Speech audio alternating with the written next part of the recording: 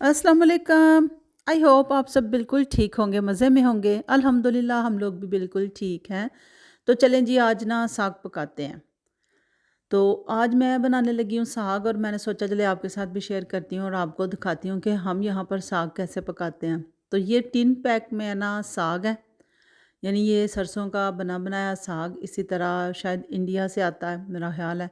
और उसके साथ मैंने ले लिया है जी पालक, फ्रेश पालक मैंने ली है और उसके साथ ये है फ्रोज़न पालक। ये क्रीम के साथ मिक्स की हुई ना पालक है। तो इस तरह फ्रोज़न ये हमें मिल जाती है यहाँ से। तो कभी-कभार मैं तो पालक के जब साग बनाना होता है उसके साथ ना कभी ये वाली भी यूज़ करती हूँ। कभी-कभार मैं फ्रेश मतलब यूज़ कर लेती हूँ और कभी ये वाली फ्रोज़न यूज़ करती हूँ। मगर आज मेरा दिल था कि मैं ना फ्रेश यूज़ करूँ, तो ये फ्रेश पालक मैंने धो के तो जी डाल ली है हांडी में। उसके साथ मैंने थोड़ी सारी कसूरी मेथी जो होती है ना, उसको धो के डाला है और थोड़ी-सी ये फ्रोज़न पालक भी डाल दिया है ताकि थोड़ा-सा क्रीमी सा टेक्सचर आ जाए। तो अब इसमें डाल दिया हल्दी, हल्दी साग में डालते हैं थोड़ी ज़्यादा ताकि जो साग का एक बहुत ज़्यादा जो इसमें हरियाली सी है ना वो थोड़ी-सी मतलब पिलाहट में ना साग आ जाए, क्योंकि ज़्यादा सब्ज़-सब्ज़ साग अच्छा नहीं लगता। पता नहीं शायद किसी को अच्छा लगता होगा, जो मुझे मतलब इस तरह नहीं अच्छा लगता, तो इसलिए थोड़ी-सी हल्दी इसमें ज़्यादा जाती है। हल्दी वैसे भी कहते हैं सेहत के लिए बड़ी अच्छी होती है और हल्दी ज़्यादा ही खानी चाहिए। तो ये देखें साग को, पालक को और जो कसूरी मेथी मैंने डाली थी उसको मैंने वेट लगवा के अच्छा सा इनको गला लिया। ये गल गई है और अब इसके बाद हम चलते हैं आगे। तो यहाँ हमारा साग बनाने का तरीका चलें आपके साथ शेयर कर ही ले रही हूँ, आपको पता चल ही जाएगा हम कैसे यहाँ पर साग बनाते हैं। तो पाकिस्तान में तो आपको पता ही है साग बनाना हो तो पूरा दिन, और जब तक 2-4 बंदे ना हों तब तक साग नहीं बनता। साग को बनाना, काटना, छीलना बड़ा काम होता है। पूरा दिन उसके लिए चाहिए होता है। तो ख़ैर उस वाले साग का तो अपना ही ज़ायक़ा होता है, मगर चलो हम भी कोई जुगाड़-जुगुड़ लगा के यहाँ पर थोड़ा-सा अपना वो टेस्ट बना ही लेते हैं। तो चलो ये फ़ायदा है कि भई इस तरह हमें साग ना थोड़ा मिल जाता है, इसमें टिन पैक में आ जाता है। वैसे पत्तों वाला साग भी कभी-कभार नज़र आता है, मगर वो खाली पत्ते-पत्ते वो पत्ते होते हैं जो कि पाकिस्तान में हम लोग पत्ते ना निकाल के फेंक दिया करते थे। वो पत्ते, उस तरह के पत्ते मिलते हैं यहाँ पर। तो कभी मैंने वैसे ना बहुत कम शुरू-शुरू में भी ये वाला 1-2 दफ़ा साग इस्तेमाल किया था, मगर ना अब बहुत कम ये इस्तेमाल करती थी। फिर तो मैं पालक और ब्रोकली का साग बनाती थी, मगर काफ़ी दिनों के बाद ना ये वो पाकिस्तानी शॉप पे चक्कर लगा तो फिर वहाँ नज़र आया। फिर मेरा दिल किया, मैंने कहा चलो अम, ये वाला भी थोड़ा-सा इसमें असल सरसों के साग का भी हम थोड़ा-सा ना टेस्ट अब करते हैं इस दफ़ा। तो बस फिर दिल कर आया तो फिर मैंने ले लिया। वैसे खाली अगर ये डिब्बे वाला जो साग देखें ना, इसका अपना इतना कोई ख़ास टेस्ट नहीं है। अच्छा ख़ैर ये मैं बता दूँ कि नमक मैंने पहले नहीं डाला था। नमक मैंने वो डिब्बे वाला साग, पालक और जो कसूरी मेथी मैंने गलाई थी उसके अंदर डाल के फिर नमक मैंने बाद में डाला, क्योंकि नमक उसके अंदर होता है। तो ये ना हो कि आप पहले भी डाल दें और फिर बाद में भी नमक बहुत ज़्यादा नमक हो जाए तो फिर उसका तो कोई हाल नहीं है। अगर कम होगा तो फिर तो हल उसका हो जाएगा ना, ज़्यादा उसमें आ जाएगा। तो अब मैं इसके अंदर आटे की पेस्ट डाल रही हूँ। खुशक आटा मैं जब भी डालती हूँ मेरे से तो उसमें डेलियाँ बन जाती हैं, इसलिए मैं आटे की पेस्ट बना के ना तो वो फिर साग में ऐड करती हूँ। चलो जी अब मैंने डाल दिया इसमें देसी घी। तो अभी जो इसका तड़का है ना वो मैं बाद में लगाऊंगी। तो तड़का कई लोग लगाते हैं अदरक, लहसुन, प्याज का तड़का। वैसे होता तो वो भी अच्छा है, मज़ेदार होता है, करारा उससे साग बन जाता है। कई लोग मतलब पसंद करते हैं, लगाते हैं, मगर हम लोग वो वाला तड़का नहीं लगाते। मैं कभी कभार बहुत दिल कर रहा हो तो फिर कभी कभार थोड़ा सा अदरक का मैं ना तड़का लगा लेती हूँ। वैसे वो भी अच्छा होता है। तो आप मुझे कमेंट्स में बताइएगा कौन कौन किस किस को अदरक, लहसुन और प्याज का जो तड़का है वो अच्छा लगता है और जो कौन खाली इस तरह का ना तड़का पसंद करता है। तो चलो जी साग वगैरह आपके सामने अब बन गया। अब ये था नेक्स्ट मॉर्निंग, तो ये बर्फ़बारी हो रही थी बहुत ज़्यादा। सारी रात तकरीबन होती रही बर्फ़। हमने तो जब सुबह ही उठ के देखा जब मैंने तो बाहर तरफ ही तो बर्फ़ ही बर्फ़ पड़ी हुई थी। और फिर बर्फ़ का तो फिर बस अपना ही मज़ा है, कितना खूबसूरत कोई व्यू होता है ना कि वो कैमरा भी कैच नहीं करता। जो रियल में देखने का मज़ा है ना, वो वैसे मज़ा नहीं है। पर बहरहाल मैंने सोचा चलो हम थोड़ा-सा बाहर जाके तो देखना चाहिए, ज़रा थोड़ा फ्रेश, ज़रा ठंड को महसूस करें। तो ये देखें ना, इस दफ़ा काफ़ी ज़्यादा बर्फ़ पड़ी है ना, तो इस दफ़ा अब ये रास्तों के ऊपर नमक इस पे डाल रहे हैं। नमक इसलिए डालते हैं ताकि बर्फ़ जो है ना वो सख्त ना हो जाए, साथ-साथ मेल्ट होती रहे। क्योंकि रास्ते होते हैं, रास्तों पे लोगों ने चलना होता है, तो अगर उन पे बर्फ़ सख्त हो जाए तो फिर गिरने का ख़तरा होता है।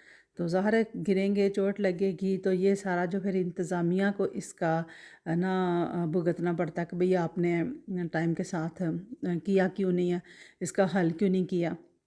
तो इसलिए ना साथ-साथ ना नमक डालते जाते हैं। तो यहाँ देखें जी, बच्चे अपनी मौज मस्ती कर रहे हैं।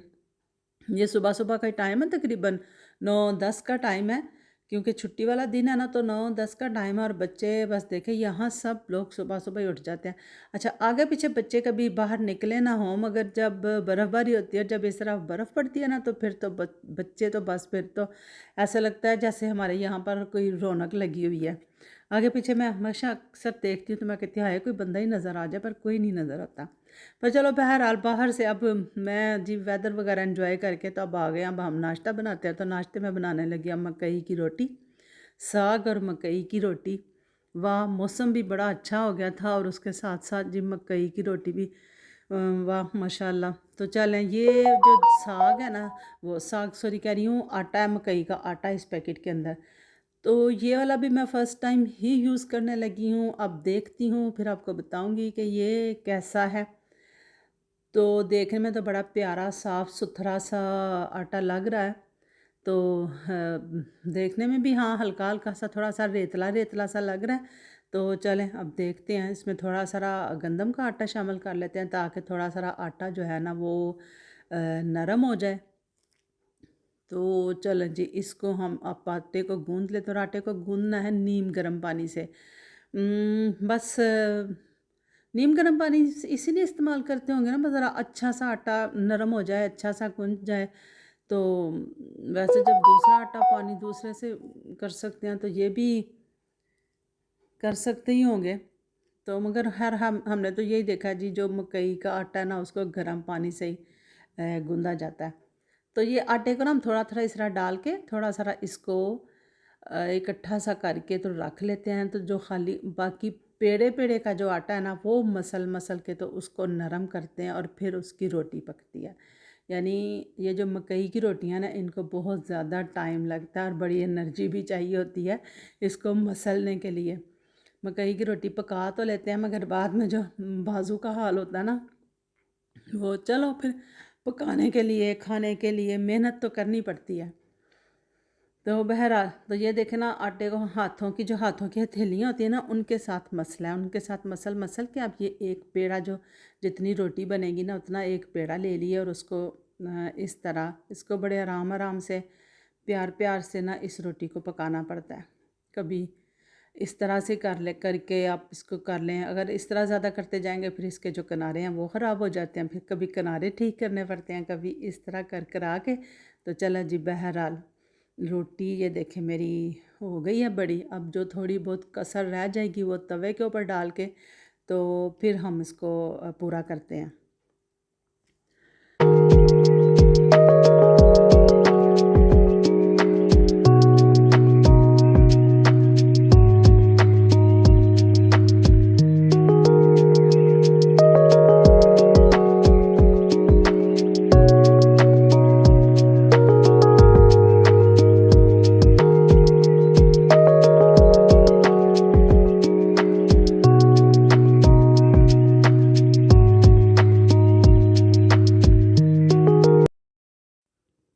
तो ये रोटी जो है ना बड़े आराम-आराम से पकती है, बड़ी हल्की आँच पे पकती है। तो थोड़ा टाइम तो लगता है ये मकई की रोटी बनाने में, और हर खाने में टाइम नहीं लगता, पकाने में टाइम लगता है। तो चलें जब इस तरह हल्का हल्का दबा दबा के ना तो इसको हम पका लेंगे। तो लो जी, जो पहली रोटी है ना वो मेरा नाश्ता है, मैं अपना नाश्ता बना के मैं तो अभी खा लूँ और उसके बाद फिर मैं बनाऊँगी बाकी की। तो यहाँ अब मैं अभी नाश्ता कर लेती हूँ क्योंकि बाकी सारे लोग सो रहे हैं। अच्छा, और ये देखें ना, इस तरह हमारी अम्मी ना इसमें सुराख करके ना रोटी में तो ऊपर से देसी घी लगाती थी ना, तो वो सारा घी जो ना रोटी के अंदर तक जाता था। रोटी होती थी ना मोटी, तो वो रोटी सारी अंदर से तर-बतर हो जाती थी घी के साथ। तो फिर मैं तो खैर अभी मैंने कम ही लगाया है। तो लो जी, मैंने कर लिया था नाश्ता और अब मैं ना फिर बाकी लोगों के लिए पका रही थी। बाकी बच्चे तो अभी सो रहे हैं, तो मैंने कहा मैं पका के रख देती हूँ। तो ये मैं अब उनके लिए बाकी के लिए पका के तो रख रही हूँ और इसके बाद फिर हम चलेंगे जी, थोड़ा सा फिर वेदर को देखेंगे अब वेदर किस करवट पे है। तो फिर जब फारग होके आई थी तो बड़ी अच्छी सी धूप निकली हुई थी, ये देखें ज़रा। तो धूप में तो बस फिर ऐसे ही होता है जैसे चांदी पड़ी हुई है, धूप है। और इसके बाद अभी आप देखेंगे फिर इसका नाइट व्यू, और उफ, बर्फ़बारी में नाइट व्यू तो बस कुछ ना पूछें। बस अभी आप देखेंगे तो एंजॉय कीजिएगा। तो चलें जी, मुझे दीजिए अब इजाज़त। तो मिलूँगी मैं फिर किसी नई वीडियो में। तो मुझे ज़रूर बताइएगा आपको मेरा ये वीडियो कैसी लगी है। तो लाइक कीजिएगा, सब्सक्राइब कीजिएगा मेरे चैनल को। मिलते हैं फिर, अल्लाह हाफ़िज़।